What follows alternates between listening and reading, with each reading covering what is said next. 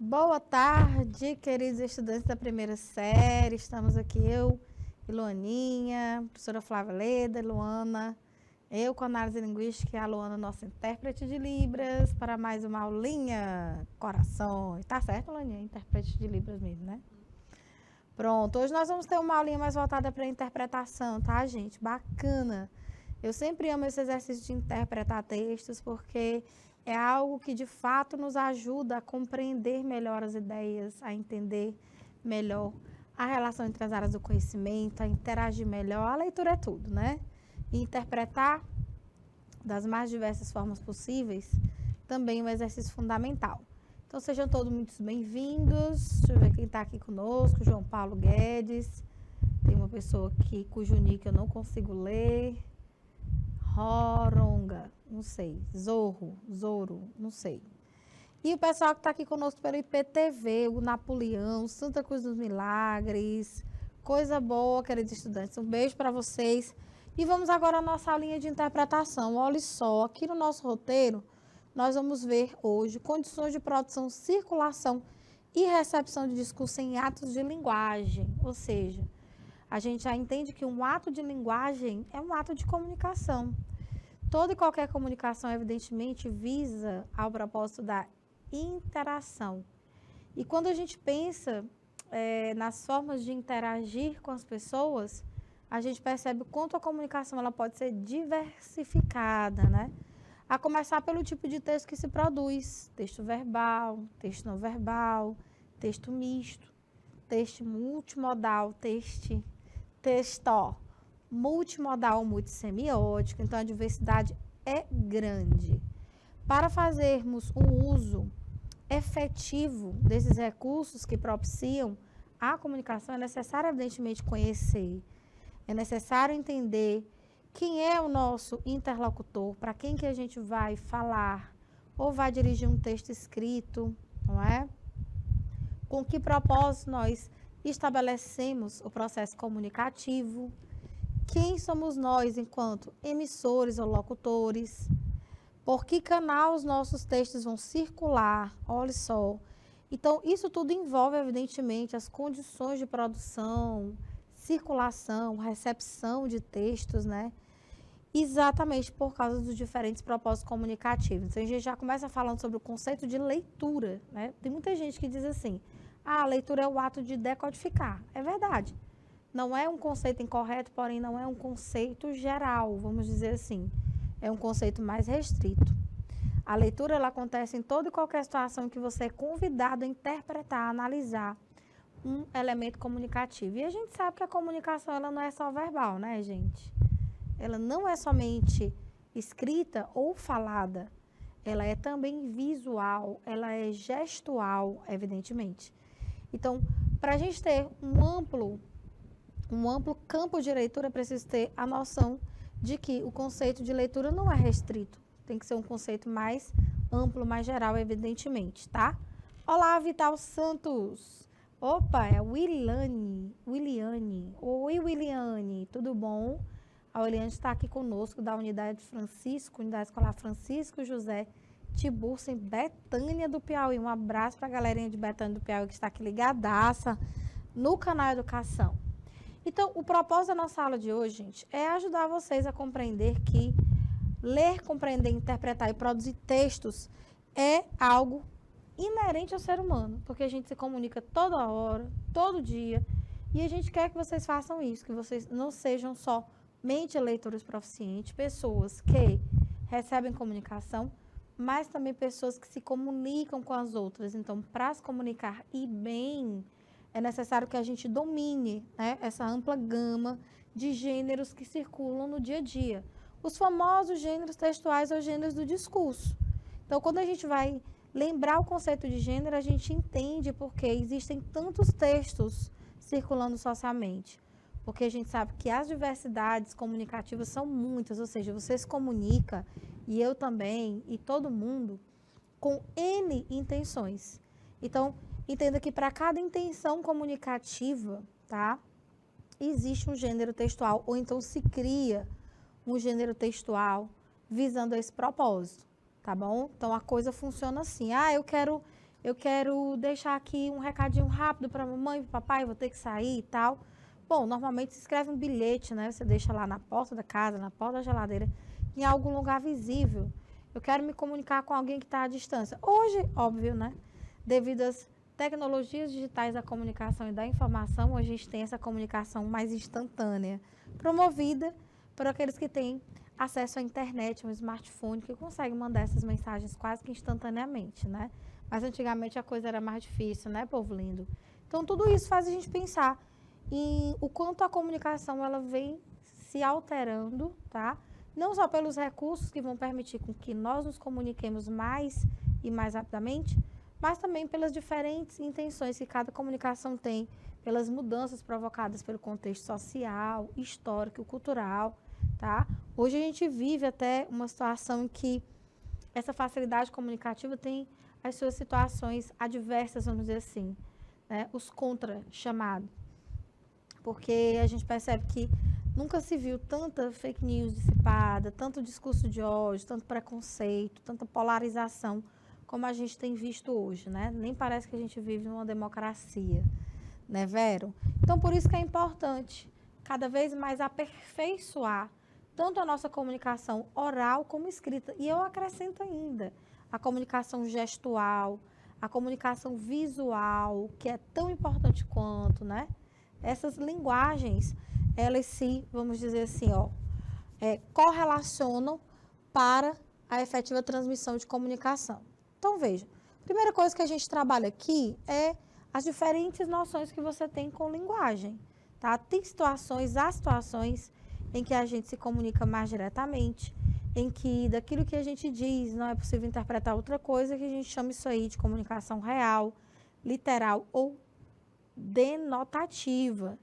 Em outras situações nós já estamos mais, vamos dizer assim, lotados de sentimentalismos, de emoções diferentes, e a gente escreve um texto, vamos dizer assim, mais subjetivo, um texto que abre espaço para mais de uma interpretação, o que a gente chama de linguagem conotativa, né? Então é isso, ó. A linguagem em sentido denotativo tem a ver com o que está sendo utilizado em seu sentido real. Daqui é impossível você conseguir interpretar uma outra coisa. A interpretação é clara, ela é direta, ela é objetiva e, em geral, ela visa a injunção ou a exposição, né? Mas também pode narrar, pode dissertar, argumentar, né? Então, o sentido literal, ele carrega o significado básico das palavras. O primeiro sentido que lhe vem à cabeça, o mais corriqueiro. Em geral, como se fala em comunicação denotativa, é isso aí. Então, as expressões e enunciados vêm em sentido direto, real.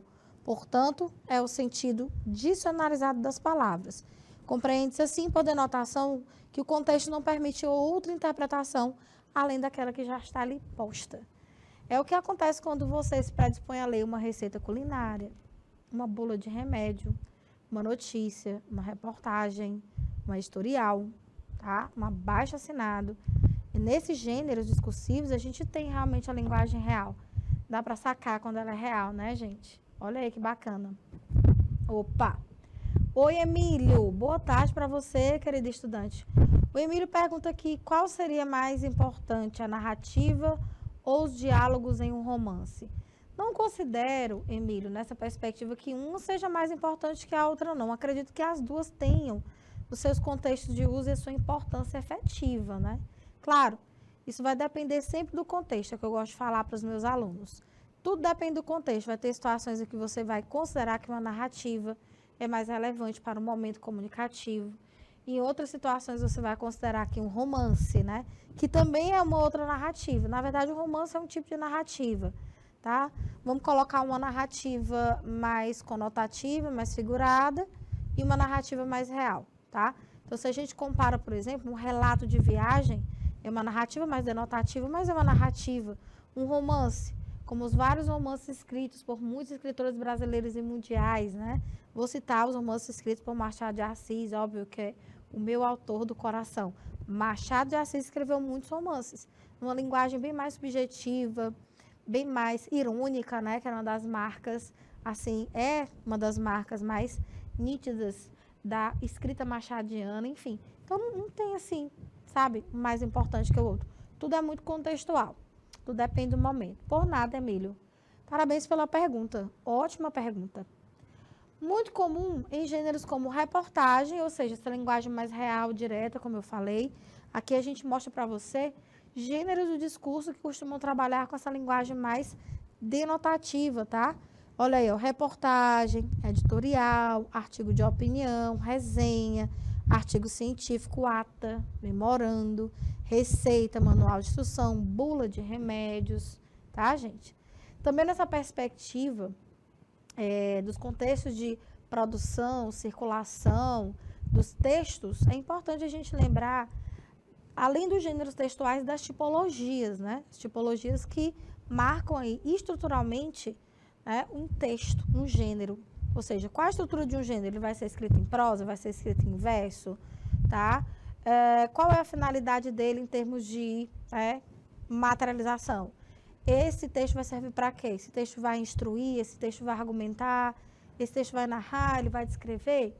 Esse tipo de pergunta e características como classes gramaticais, predominância de certos tipos de período, ora composto por coordenação, ora subordinação, ora misto, vai mostrar para a gente as tipologias textuais. Um conceitinho muito importante também, e que para quem está interessado em fazer vestibulares, como o Enem, gente, olha, pode ter certeza, como eu estou bem aqui falando diante de vós agora, eu e Loninha, o Enem nunca deixa de cobrar questões sobre gêneros e tipologias textuais, entendeu? Em especial na área de linguagens, códigos e tecnologias, né? Então, pois é, Machado de Assis é incrível, né? Em contexto. O cara é fabuloso.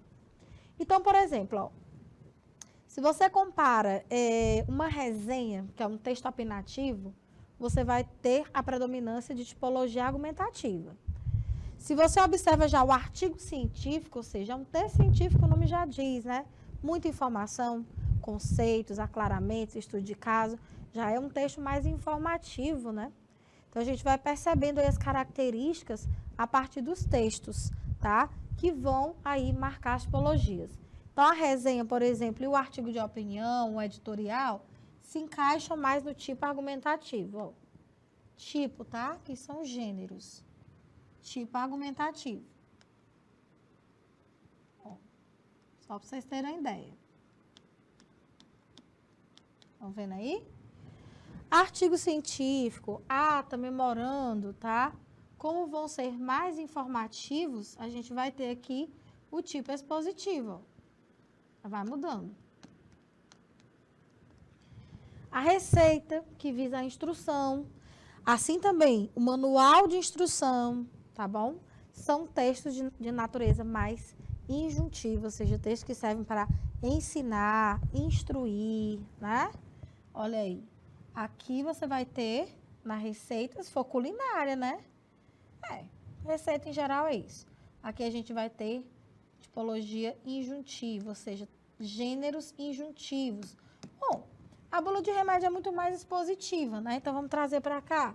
Mas ela tem parte injuntiva. Por exemplo, quando na bula de remédio você tem a maneira de administrar a medicação, normalmente você vai encontrar verbos no infinitivo ou o próprio imperativo com esse valor de ordem, né? Então, uma característica em termos de classes gramaticais que vai notabilizar a tipologia injuntiva é a presença de modo imperativo.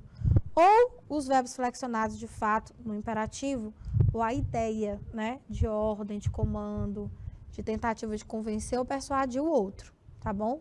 Então, veja como, tá?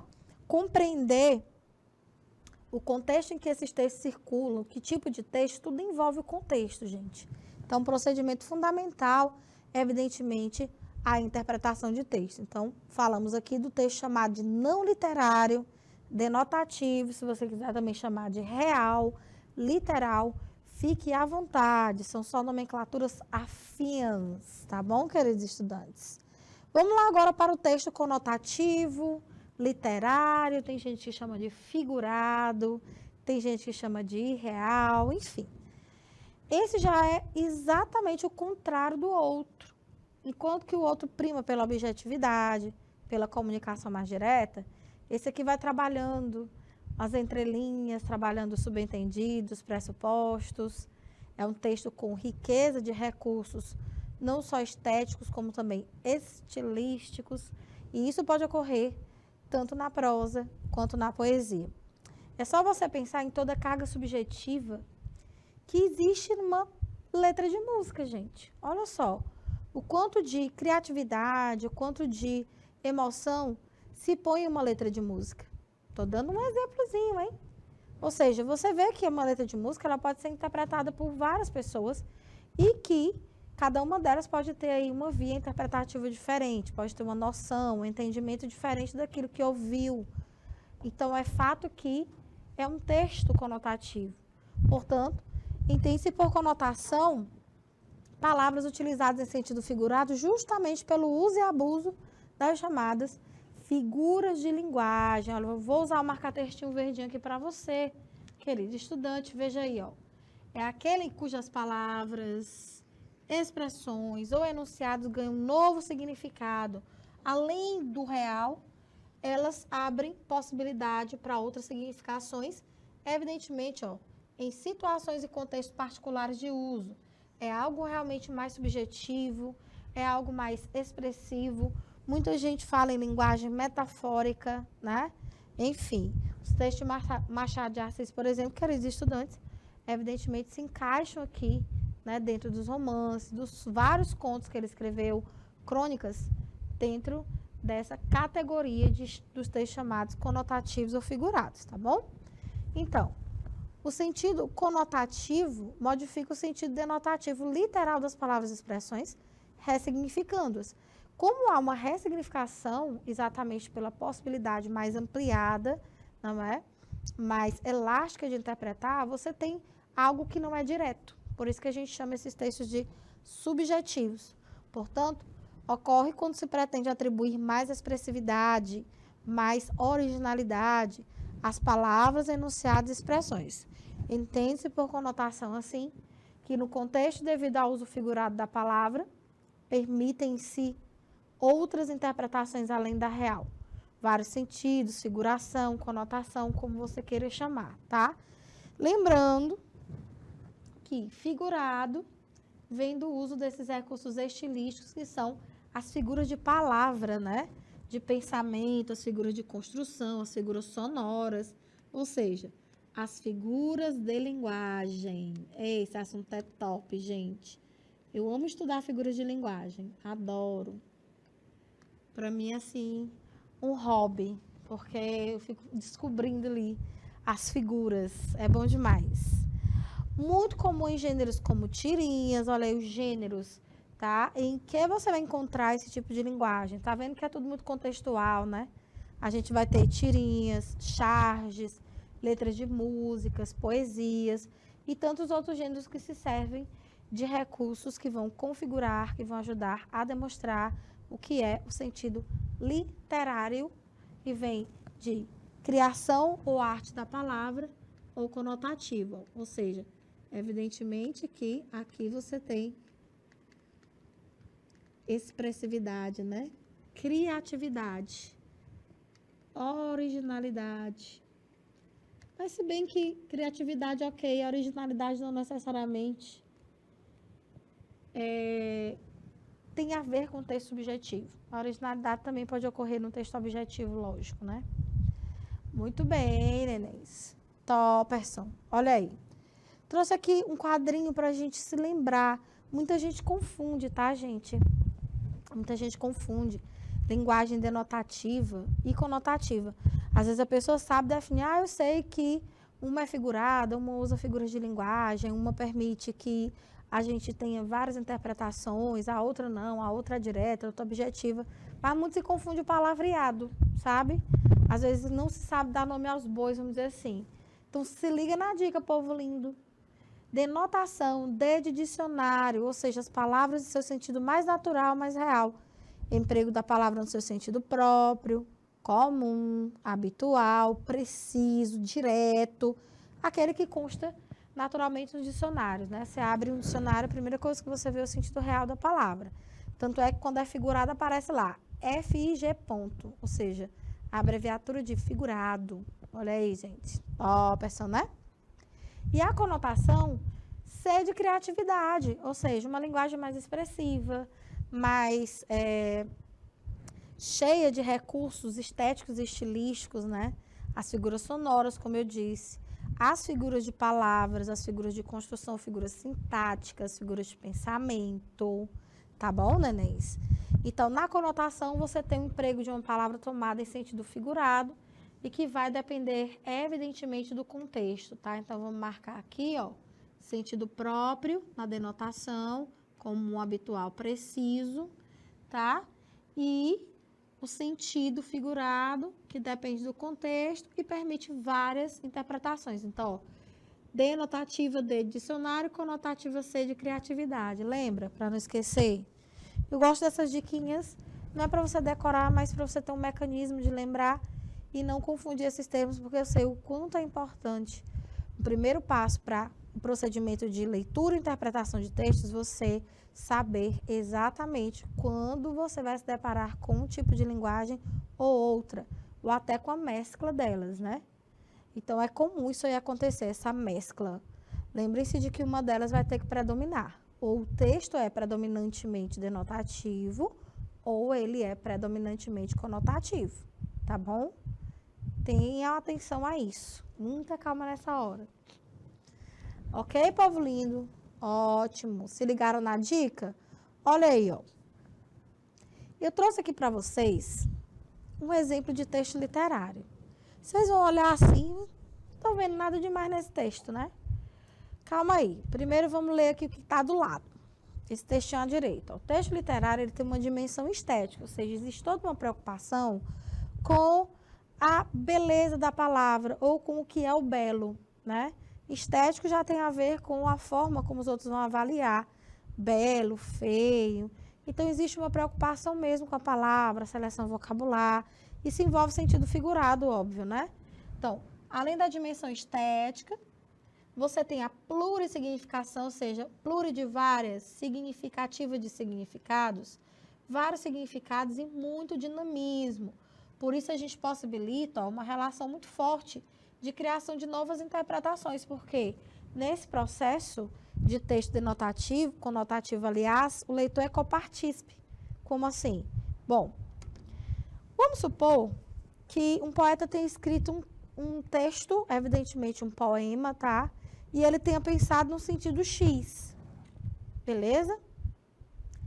E o leitor, que foi analisar aquele poema, deu uma interpretação totalmente distinta daquela em que o poeta, o escritor do texto pensou. Então, é esse momento em que autor e leitor se relacionam, né? O leitor, ele ajuda a construir essa bagagem significativa e o que permite isso? O fato de você ter uma linguagem que possibilita, né, o acesso a várias interpretações justamente por causa desse trabalho diferenciado que é feito com a palavra, entendeu? Já ouvi falar, reclamar da língua portuguesa denota ignorância. Denota quer dizer, significa. Muito bem, gostei do exemplo, Amílio José. Denotar normalmente é utilizado em sentido de significar, querer dizer, apontar, né? Muito bem. Não sei por que reclamam tanto da bichinha, né? Ela tanto nos serve, é o principal instrumento de comunicação da gente. Bom, aí, num texto literário, claro, pode haver o predomínio da função poética da linguagem, se a preocupação for realmente estética, né? Mas também pode acontecer de ser o predomínio de outra função, a emotiva. Mas com certeza no texto literário a função, tá, poética acontece em menor e maior escala. Ela sempre está lá, porque criatividade tem a ver com isso. A função poética, viu, queridos estudantes, deixar isso bem claro para vocês. Função poética não ocorre só em texto poético, para você não levar ferro e fogo, não. Poética é porque é o procedimento de criação do texto, toda a criatividade do poeta, a expressividade. Então, onde há o trabalho diferente com a palavra, um cuidado, uma seleção vocabular, combinação de palavras, tá? Possibilidade de diferentes sentidos, você vai ter função poética. Então, entenda, isso pode acontecer no texto em prosa e no texto em verso. Não é prerrogativo só da poesia, não, tá? Não, tá não. De jeito nenhum, tá atrapalhando, não. Muito pelo contrário, garoto. Fique à vontade.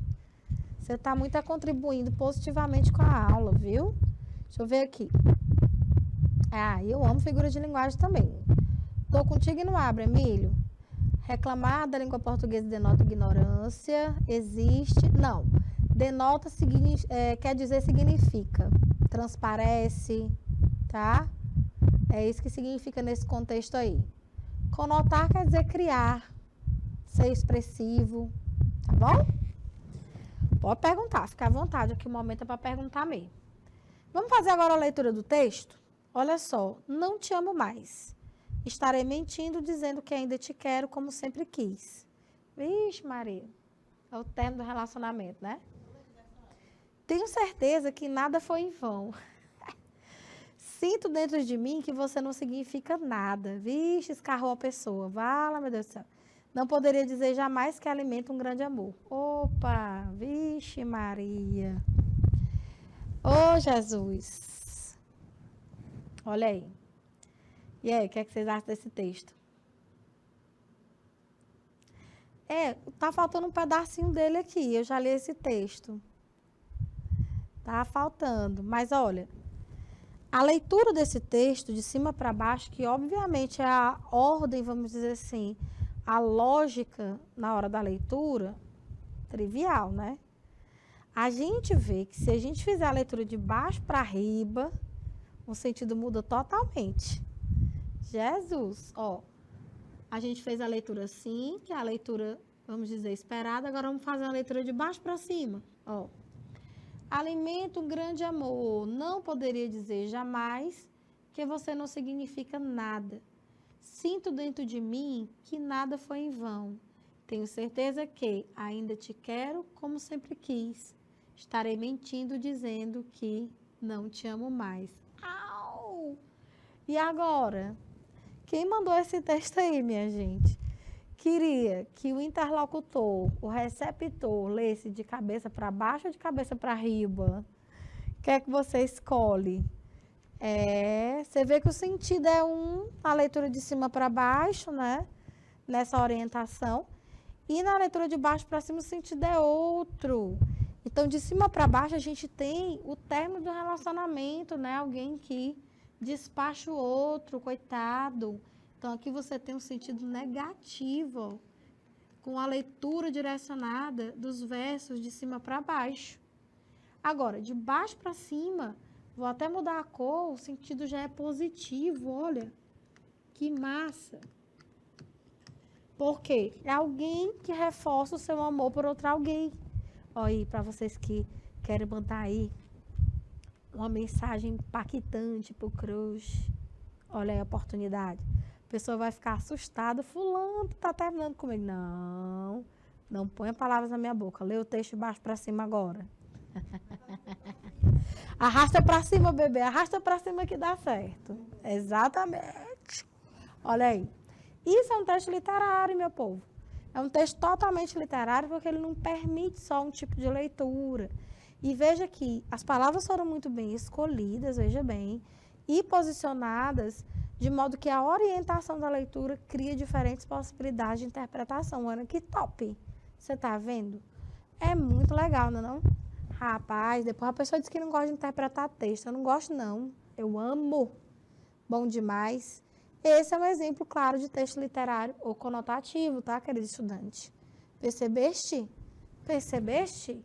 Então, já que a gente está falando em contexto de produção, recepção, o que que implica depois dessa visualização dos tipos de linguagem que a gente pode ter num texto, produzir esse texto? É como eu disse lá no comecinho da aula, né? Ó, perceba que você mesmo que com certeza já escreveu um texto ou já participou de um processo de comunicação como emissor, tá bom? Pois é, Bílio, também acho, as pessoas parecem que estão perdendo seu gosto pela poesia, né? Pô, não vamos deixar isso aí morrer, não. Vamos nós, firme e forte na luta, garoto, ó. Em prol da poesia. Poesia não pode morrer jamais, né? Pois é, as pessoas estão muito agoniadas, muito aceleradas, sem tempo para apreciar as coisas, né? A gente sempre pode mudar para melhor. Ó, a gente está falando em produção e é importante eu destacar para vocês o que a gente chama de elementos da comunicação, tá? O que é isso aqui? Isso aqui foi definido pelo ciclo linguístico, elementos da comunicação. Linguista romeno chamado Human Jacobson. Não sei nem se a pronúncia do homem é essa mesmo, mas estou tentando. Roman Jacobson é o nome do rapaz. Ele, analisando os processos comunicativos, né, chegou à conclusão de que existem elementos básicos nesse processo de comunicação, ou seja, elementos sem os quais não se possibilita esse processo. Olha aí, minha gente, eu tô toda hora coisando essa caneta, tô danada, não tô? Mas, rapaz, espera ainda. Como diria a vovó, espera ainda, menino. Agora sim. Tudo lindo. Vamos mudar aqui a cozinha da caneta. Gente, ó. Vocês já viram comunicação sem emissor? Se é alguém que comece o processo comunicativo? Pois é. Vocês já viram um emissor que quer se comunicar com ninguém? Não existe isso. Então, a gente tem que ter quem comunica, aquele que começa o processo comunicativo, de quem parte a intenção comunicativa, e aquele que é o chamado público-alvo, tá? Para quem o emissor, para quem o locutor vai se direcionar. Então, a gente pode chamar de interlocutor, público-alvo, receptor, remetente, aliás, receptor e locutário, ainda tem tanta nomenclatura, né? Mas, enfim, ó. Vamos colocar nesses termos, tá? Que tem variações muitas, gente. Estou avisando logo, ó. Emissor, que é aquele que principia o processo comunicativo. O receptor, que é aquele para o qual ele vai se dirigir, para o qual ele vai mandar a comunicação, tá bom? Aí, claro, essa comunicação não é zerada. Sim, o emissor vai estabelecer um processo de comunicação. Sim, para quê? O que ele vai comunicar, né? Então, vamos lá. O que ele vai comunicar é o que nós chamamos de mensagem. Tudo que vai ser transmitido nesse processo, tá? De comunicação. Claro que essas mensagens, ou essa mensagem, ela vai girar em torno de um assunto ou chamado referente, tá? Também não dá para abrir mão do chamado código, ou seja, que código ele vai utilizar para se comunicar com o receptor? Que língua é, tá? Por exemplo, aqui nós estamos usando concomitantemente, ao mesmo tempo, 2 códigos. A língua portuguesa, em modalidade escrita, em modalidade oral, e a Libras, que é, evidentemente, uma modalidade gestual, mas que mescla também, evidentemente, com modalidade verbal, tá? Então, a gente tem um código, que é o instrumento que vai validar essa comunicação. Além do código, meu povo, nós temos o canal, ou seja, como eu vou transmitir essa comunicação? Então, quando a gente fala em meio de circulação, por onde isso tudo vai circular, a gente fala em canal, TV, é rádio, tá?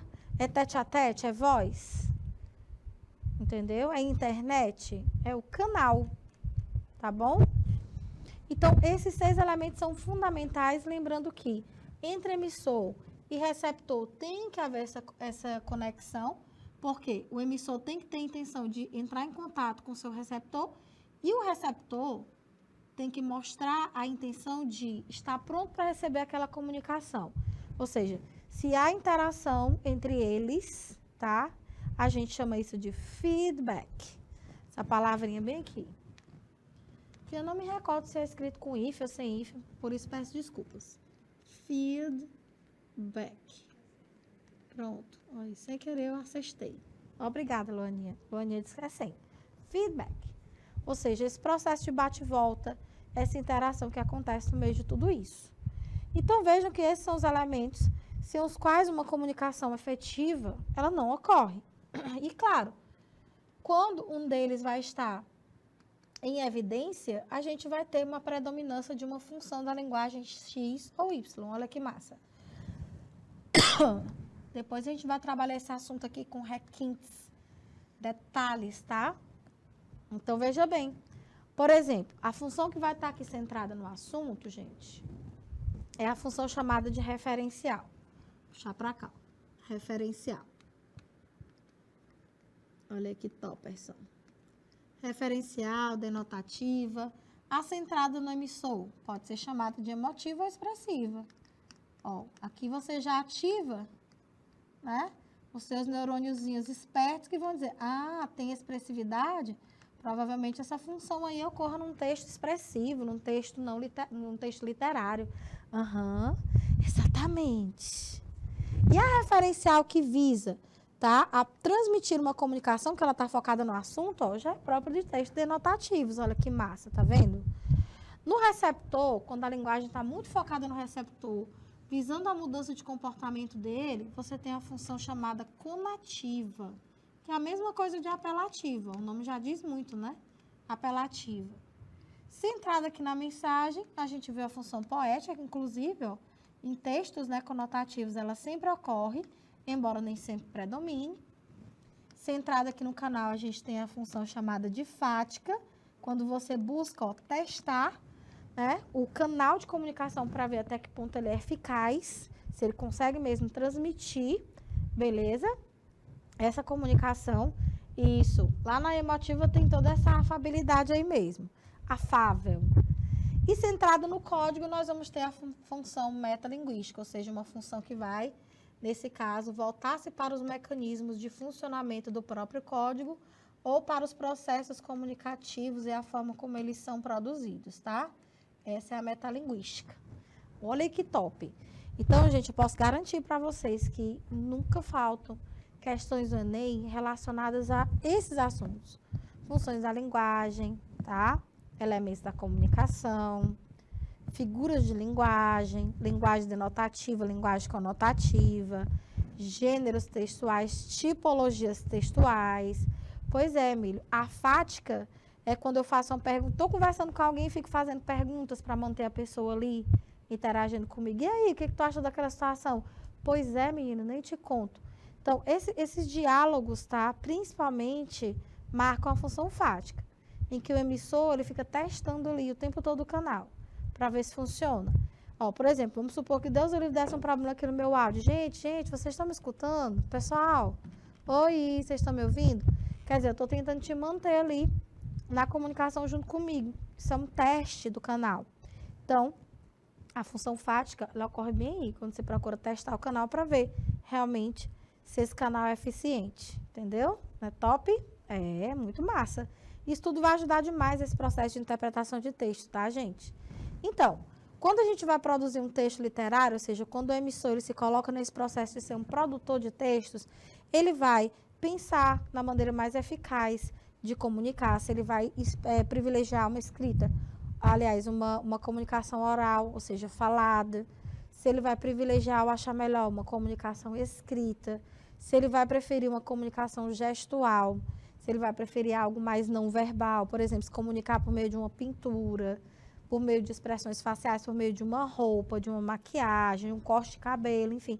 Ele, o emissor, ele vai definir a situação mais, vamos dizer assim, oportuna para estabelecer que tipo de forma ele vai utilizar para se comunicar. Como é, Laninha? Dança, exatamente, dança. A dança é movimentos corporais, né? Linguagem não verbal, muito top. A reflexão sobre o real, ou seja, ele vai buscar saber até que ponto aquele texto dele está, né, condizente com a realidade. Refletir, por exemplo, como alguns textos nos levam à reflexão, sendo eles textos literários ou não. Vamos levar um texto vamos dar exemplo de um texto que nos leva à reflexão, uma dissertação escolar, por exemplo. Leva você a refletir e muito mais, né? A dissertação escolar visa o convencimento do público-alvo, tá? Uma crônica lírica, uma crônica reflexiva, o nome já diz, né? Te leva também ao momento de reflexão, a leitura de um provérbio, a leitura de um salmo, te faz refletir, a leitura de um sermão, né? Enfim, a reconstrução da linguagem, ou seja, a possibilidade de se reinventar, utilizando diferentes tipos de linguagem, como eu disse, oral verbal, não verbal, multimodal, mista. A possibilidade dessa linguagem ter um único sentido, ou seja, dela convergir para uma única interpretação, ou então dela abrir margem para várias, o que a gente chama de pluri, várias significações, ó. E isso aqui, gente, não esqueçam. A plurissignificação, ela só é possível em textos, ó, conotativos, tá? Então, ela é totalmente compatível com o procedimento de conotação. Porque é esse procedimento de criatividade e expressividade que vai, evidentemente, propiciar, tá? A conotação aí. E a intangibilidade da organização linguística. Ou seja, se é um texto verbal, se é um texto que se serve da língua oral falada, tá? Oral falada ou escrita. Gente, quando eu digo oral falada, tá a mesma coisa. Oral ou falada. Ou escrita, ele tem que saber que a comunicação dele, verbal, tem que estar organizada de maneira tal que ela possa transmitir sentido. Se for denotativa, não abrindo margens para duplicidades, tá? Ambiguidade, por exemplo. Ambiguidade, quando ela é acidental, gente, ela não é bem-vinda, tá bom?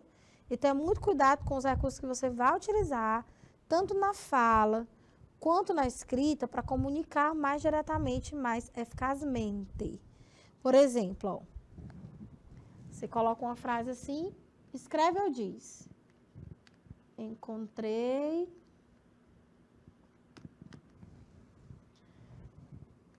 Pedro e a sua família. Eu vou botar assim. Que é muito legal. Olha, para um leitor mais assíduo, para um leitor mais perspicaz, essa comunicação é problemática. Encontrei Pedro e a sua família, que é muito legal. Vamos considerar aqui os contextos em que essa comunicação foi produzida e quem vai recepcioná-la, tá? Alguém está dizendo aí para outra alguém que encontrou Pedro e sua família. A pessoa que ouve o sua, até encontrei Pedro vai, né? Encontrei Pedro e sua família. Sim, tu tá dizendo que tu encontrou Pedro com a família dele ou tu encontrou Pedro junto com a minha família? Porque esse sua, por ser um pronome de terceira pessoa, tanto abre a possibilidade, tá? Descuidada, inclusive, isso é uma ambiguidade acidental, viu, gente? É um vício de linguagem. Tanto abre a possibilidade para eu ativar o pensamento de que essa família é de Pedro ou de que essa família é minha. Eu que sou interlocutora, entendeu? Eu que estou ouvindo isso aí. E depois ainda diz que é muito legal. Sim, mas quem é legal? Quem é legal? É o Pedro? É a família do Pedro? Ou é legal a minha família? A confusão aí tá geral, né? Tá bem pesada. Ainda dá para entender que é o Pedro que é legal, né? Então tá muito confuso. O que é que a gente faz? A gente vai dizer, encontrei Pedro e a família dele. Quando eu coloco dele, eu não tenho dúvidas de que ele não tá falando da minha família, tá? Que ele não tá falando da família da pessoa com quem ele tá falando, e sim da família de Pedro. Repare que você olha para ti e diga assim, querido estudante, encontrei ali o Pedro, ó. Encontrei o Pedro com a família dele. Tu não vai entender que é a família de ninguém, a não ser a do Pedro, né? E ela é muito legal. Quando tu usa o pronome ela, é evidentemente que tu tá retomando família. Tanto é que esse pronome concorda em gênero e número, feminino e singular, com família. Pronto, eu já sei quem é legal. Eu já sei que o Pedro estava com a família dele. Então, a língua, ela permite, através dos recursos de que ela dispõe, que a gente se comunique bem. Agora, é preciso, né, como eu disse, ter a noção daquilo que você vai transmitir, como você vai transmitir. Por isso é muito importante essa intangibilidade, ou seja, da organização linguística, entender que se o texto não estiver organizado, não haverá comunicação efetiva, ou uma comunicação pelo menos problemática, como você acabou de ver aí. Olá, Masclésia, tudo bem? Então, vamos colocar aqui, oi, da frase sem problema. Pronto, aqui, ó. Encontrei Pedro e a família dele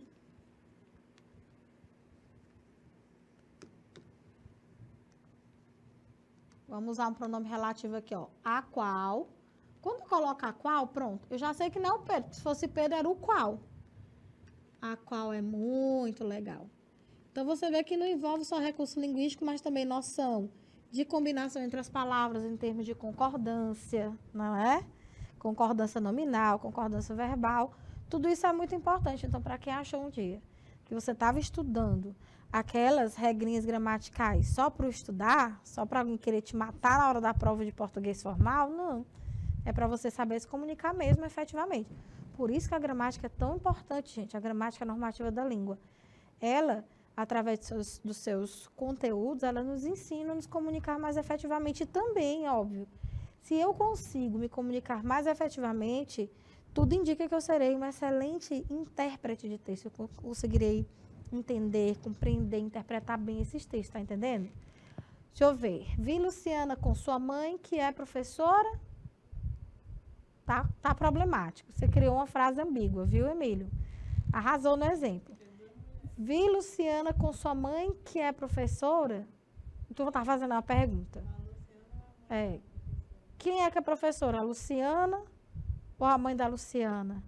Ou a mãe da pessoa com quem tu tá falando? Coloca aí, ó. Vi Luciana e a mãe dela, a qual é professora. Ainda tá perigoso esse a qual. Porque o a qual tanto pode combinar com a Luciana, quanto pode combinar com a mãe da Luciana. Se você usar esta, já que tem dois referentes, vi Luciana com a mãe dela e esta é professora.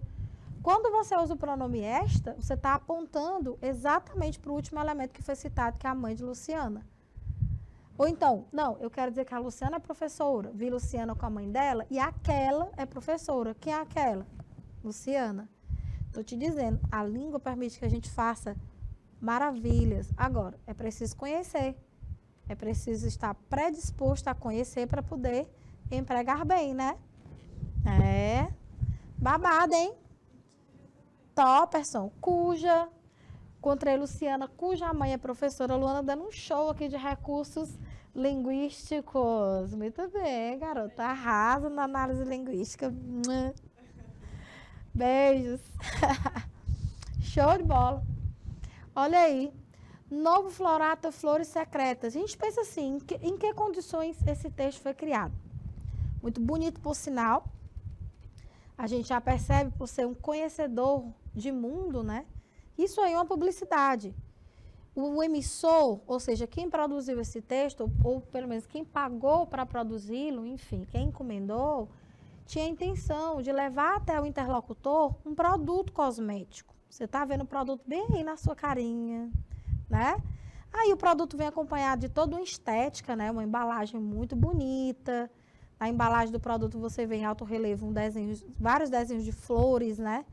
E o próprio pano de fundo da imagem, né? Do anúncio publicitário, ele é cheinho de flores, né? Você vê que tem flores aqui, ó, romãs, frutinhas, que dá a entender que, né, essas flores aí tem uma mescla com romã, enfim, as notas que vão compor aí esse perfume desta fabricante, desta empresa aí de cosméticos famosíssimas, né? Ó, o Boticário. Um outro detalhe interessante na parte verbal, gente, ou seja, no texto escrito, é o verbo, olha só, conheça. Veja que o emissor, ele tem toda a intenção de fazer com que, evidentemente, a pessoa goste desse produto a ponto de comprá-lo. Então, não há dúvida de que o uso do modo imperativo está aí, ó, atiçando, sabe? Provocando o interlocutor, tipo, venha, você não vai resistir, bebê, muito cheiroso. E tem um público-alvo específico, né? Mulheres que gostam de perfumes mais florais, com notas mais florais, e homens também que gostam desse tipo de perfume, porque não tem esse negócio não, você usa o que você quiser beber, contanto que você seja feliz, né? Então, pronto. Então, homens e mulheres que gostem de perfumes mais florais, esse é o público-alvo, tá? Ou então, aqueles amantes de perfume que não se importam se é perfume cítrico, se é floral, enfim. Ele gosta de perfume, gosta de andar cheiroso. Então, você tem um verbo imperativo que marca aí, gente, olha só, a presença da função da linguagem chamada de conativa apelativa. Perceba que por mais que você tenha uma estética, né, na produção desse texto publicitário, e aí você vê a função poética, obviamente, a intenção maior tá? Não é apresentar essa estética do perfume, mas sim fazer com que o interlocutor, ou seja, o público-alvo, mude de comportamento a ponto de querer consumir, comprar, ter esse produto, entende? Então, você vai perceber, inclusive, que no mesmo gênero, a exemplo deste anúncio publicitário, você percebe as funções da linguagem coexistindo. Aí nós temos função poética, uma certa poesia no ar, né? Pelas cores, pelas formas utilizadas, pela estética da própria publicidade, mas ver que o principal alvo é o interlocutor, porque de nada adianta toda essa estética, né? Toda essa beleza, se ninguém quiser comprar o produto. Nada feito, sem efeito. Entendeu? Então, em que provavelmente contexto essa publicidade circulou? Como você está vendo que é uma imagem, essa imagem pode ter sido veiculada numa revista impressa, tá? Num jornal impresso, pode ter sido veiculada, evidentemente, na TV, pode ter sido veiculada, tá? Onde você trabalha com o visual, na internet, olha aí. Você só não vai me dizer que ela vai ser vinculada em rádio, né? Porque isso aí você não vai enxergar no rádio, entendeu? Ou num podcast. Então, tem que ser numa mídia visual mesmo, tá? Entenderam aí, cheirosos? Top, né? Viu como interpretar texto é bom demais? Olha aí, ó. Falei para vocês, por exemplo, da ambiguidade, né? Aproveitar esses últimos minutinhos aqui para a gente refletir. Ainda agora eu falei que a ambiguidade, gente, quando ela é descuidada, ou seja, acidental, ela provoca evidentes problemas de comunicação, né? Justamente pela falta de clareza. Isso não é bem-vindo de jeito nenhum quando um texto ele é mais formal, ele é mais denotativo.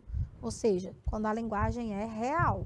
Então, muito cuidado, por exemplo, ao produzir notícias ambíguas, reportagens ambíguas, porque não é interessante, já que são textos informativos que você deixa o interlocutor na dúvida. Porém, já na linguagem conotativa e intencionalmente, a ambiguidade é muito bem-vinda, tá? Ele é um recurso estilístico, inclusive. Olha que interessante. E ajudando a criar o efeito de humor, a gente vê a ambiguidade nessa tirinha. Eu adoro essa tirinha, tá? Que no Brasil é chamada de Cianeto e Felicidade, mas é uma tirinha originalmente, acho que dos Estados Unidos, Cyanide and Happiness, que é super sarcástica. Olha só. Ô, Isaías, quebra um galho pra mim? Claro. Que bom, preciso que... Olha o que é que o Isaías faz. Tá, quebra um galho, literalmente. Rapaz, veja que para você fazer essa interpretação que é evidentemente ambígua, você precisa considerar o texto escrito e o texto não escrito, né? O texto não verbal. Rapaz, o Isaías arrasou na interpretação. Zero condições, né, filho amado? Se o cara chega para ele, Isaías, quebra um galho para mim. Qual é a possibilidade de interpretação mais viável? Tu pegar um galho e dar uma quebrada nele de verdade, ou tu fazer um favor para a pessoa que está falando contigo. Então, meu Deus do céu, Isaías boiou aí, hein? Ei, Isaías lesado. Então, você vê que é uma ambiguidade, né? Proposital, justamente para criar o efeito de humor. Então, quando o Isaías, ele quebra, pega um galinho para dar de pau e quebra, o que é que ele fez? Ele fez uma interpretação literal que não era para ser. Quebrar um galho aí no contexto, evidentemente, estaria no sentido de faz um favor para mim, me ajuda aqui, entendeu? Ou seja, ambiguidade acidental. Ao outro, aviso. Isso aqui já é um texto mais denotativo, olha aí, ó. Total, né? É para ser linguagem real. Ao sair da área da piscina, vírgula, faltou uma vírgulinha aí, hein? Favor não transitar com o corpo molhado pelas outras dependências. Será que dá para a gente entender outra coisa do que está escrito aí? Será que quem comunicou, o produtor desse texto e, evidentemente, o meio por onde ele circulou, esse aviso, comunicou efetivamente? Será que ele chegou até o receptor? Se ele foi recepcionado bem? Foi entendido? Me dá uma mãozinha aqui, pega. Tem condições. Não dá, né? Então, é muito claro, ó, ao sair da área da piscina, favor não transitar com o corpo molhado pelas outras dependências, ou seja, não ande por aí com o corpo molhado. É perigoso para você pode tomar uma quedinha, pode provocar uma queda nos outros, né?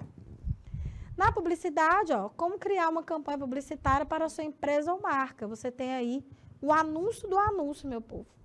É o anúncio de uma agência de publicidade, ou seja, top, né? Função metalinguística aí. Olha a conotação como ela é interessante, principalmente em gêneros como tirinhas, charges, cartoons, né? Olha a gata aí, ó. Eu odeio estes pneus. Ela tá falando de frente do espelho, pegando aqui nos culotes e tá se achando acima do peso, né? A cinturinha que feita pela gordura, ela chama de pneu. E a gente chama isso na linguagem metafórica, né? Talvez pelo formato. O negócio é meio abaulado como um pneu, né? A gordurinha ali em excesso.